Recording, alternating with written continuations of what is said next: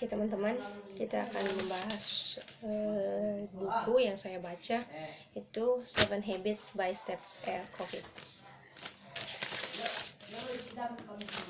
Habits highly effective people are divided into 7 parts, namely procreative start with the end in mind. First things first, win-win, try to understand then ask to be understand. Synergy of the principle of creative cooperation, balance principle self-renewal. Sebelum saya ceritakan buku ini, saya mau sharing dulu sedikit kenapa kok saya pilih buku Seven Habits ini. Terus terang saja, buku ini mempengaruhi tentang kehidupan kita dan terlebih-lebih mengelola waktu kita. Terutama di buku ini menggambarkan kita untuk membangun sikap dan karakter kuat kita.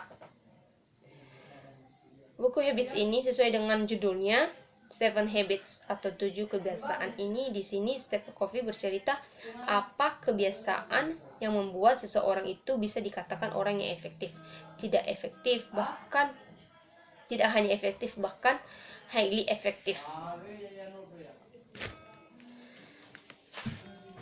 Orang yang betul-betul sangat-sangat efektif. Jadi Stephen Covey ketika menulis buku ini, dia mencoba melihat literatur selama 100 tahun terakhir dari berbagai buku leadership dan buku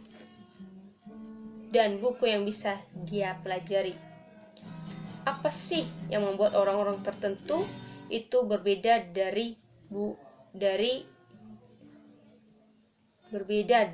dibandingkan dengan orang lain? Apa sih ciri khas dari ajaran leadership selama 100 tahun yang telah dirangkum dari buku ini? Kenapa sih di buku ini disebut Seven Habits? Mungkin teman-teman bertanya, kenapa bukan Seven Skills atau Seven lain-lainnya?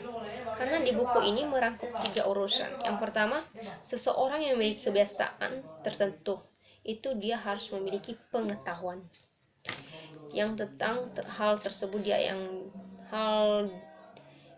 tahu itu apa, tentang apa. Yang kedua, memiliki pengetahuan untuk melakukannya, skillnya. Dan yang ketiga terakhir, memiliki hasrat dan juga kemampuan untuk melakukannya.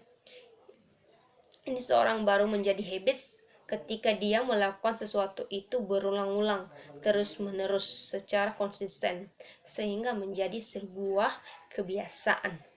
Jika baru sekedar coba-coba, itu bukan habits. Jika sekali, 2 kali, dan tidak konsisten, itu berarti tidak habits. Lalu kenapa dikatakan efektif? Bukan efisien. Bukan. Secara teliti kita baca di buku ini dijelaskan karena ketika efektif itu tepat pada sasarannya. Jadi seseorang yang efektif, dia melakukan sesuatu, melakukan tindakan tertentu dengan karakternya, dengan kebiasaannya, menghasilkan hal-hal yang tepat pada sasarannya. Sesuatu yang penting, sesuatu yang benar-benar berguna. Itulah kenapa ada kata-kata habits dan efektif. Nah, mungkin bertanya-tanya, apa sih Seven Habits itu? Apa yang 7 kebiasaan itu? Nah, di dalam buku ini ada 7 kebiasaan, yaitu yang pertama, be proactive, yang artinya jadilah orang yang proaktif. Yang dimaksud dengan proaktif ini, kalau kita lihat dari kata-katanya, proaktif berarti pro terhadap sesuatu yang aktif. Ada lagi reaktif. Reaktif, orang yang bereaksi atas hal tertentu, atas hal yang dia lakukan.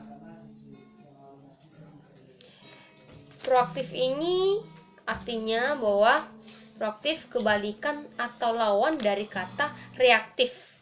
Orang yang reaktif ketika dia menghadapi stimulus, sebuah situasi, sebuah keadaan, maka dia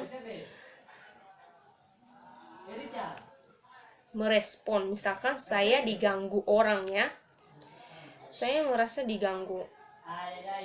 Karena saya merasa diganggu, contohnya teman saya mengganggu saya tanpa ada masalah, tanpa ada hal-hal yang terlebih dahulu kami lakukan. Tapi karena dia mengganggu saya merespon. Respon saya pasti marah.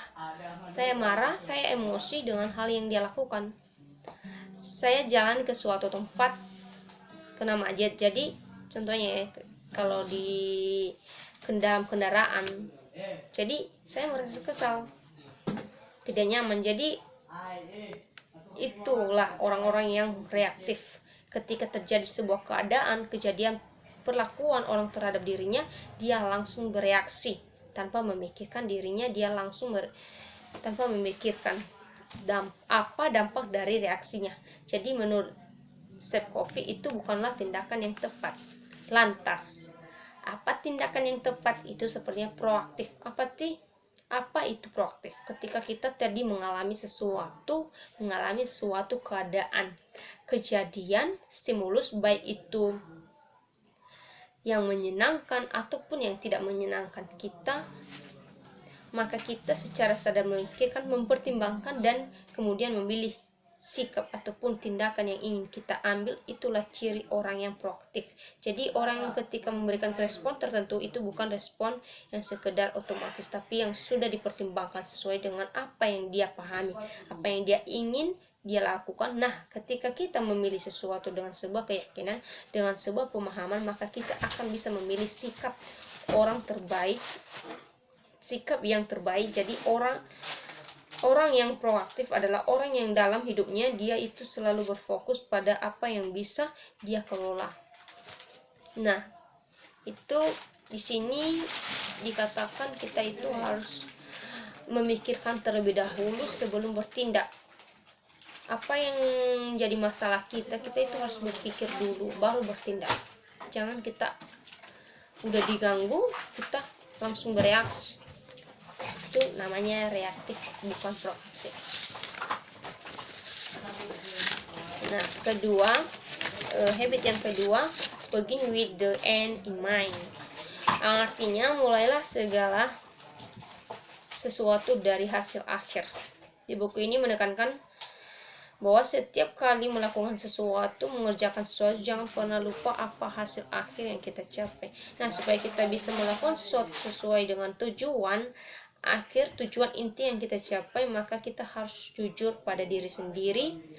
Apa yang sebenarnya kita cari dalam hidup ini, apa yang betul-betul kita inginkan dalam hidup kita ini, seperti dalam prinsip kita, seperti dalam contohnya dalam keluarga, pekerjaan, agama, suku, ras, dan lain-lainnya.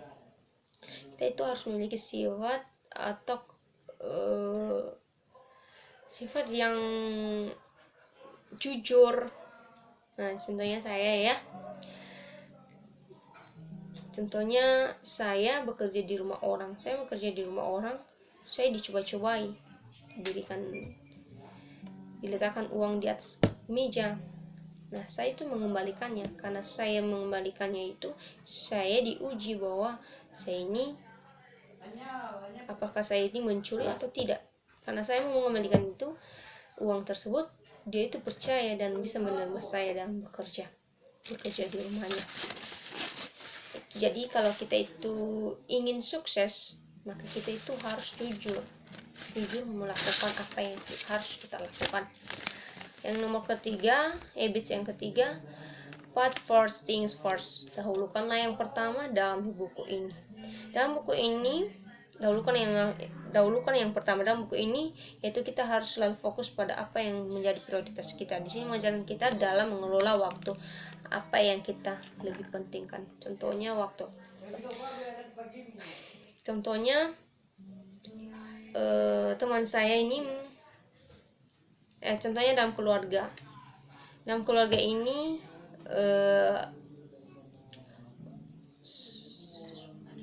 salah satu dari orang tuanya lagi sakit.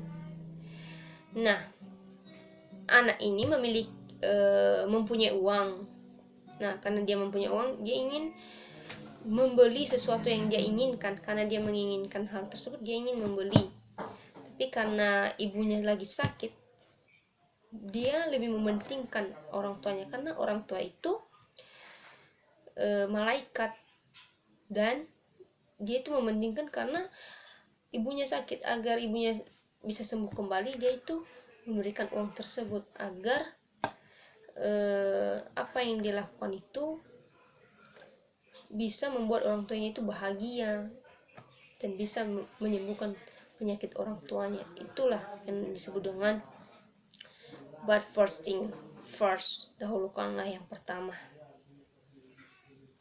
Jangan baru kita mementingkan keluarga kita jika mau meninggal. Itu bukan lagi part first thing first.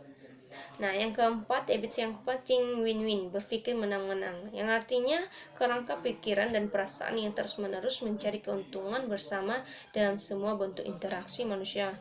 Menang-menang berarti perjanjian atau solusi yang saling menguntungkan dan memuaskan. Nah, karena kita itu saling memiliki pengetahuan satu sama lain, berarti kita itu agar kita dapat menguntungkan satu sama lain.